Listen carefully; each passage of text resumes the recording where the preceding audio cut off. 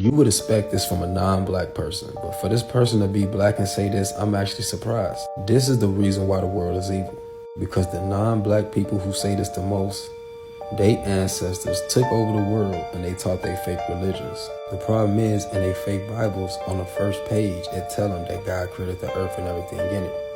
But when you challenge the way they treat the life that God created, this is the first thing they say, simply because they didn't want to be decent human beings.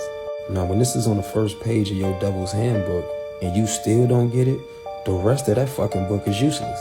We live in a racist and religious country, and everything about this place is a contradiction to the fake God they desperately trying to teach people. The fact that these racist people tried to exterminate black people and still trying to, but also taught them about God, that's crazy. If this is the direction we headed towards, then this shit is doomed. You see, this comment is coming from a video where I'm telling black people to not vote because our ancestors were slaves and they never paid or apologized. The biggest problem with that is when people fail to pay or apologize for what they did is because they plan to keep doing the shit. So on top of the fact that they never righted their wrongs and they don't like us, we should never want to be a part of this shit. So for you to say this is wild, especially because you just said you're not even from this country.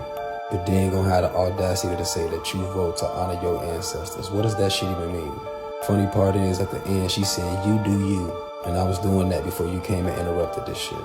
You see, all of my content is basically challenging people to be decent human beings.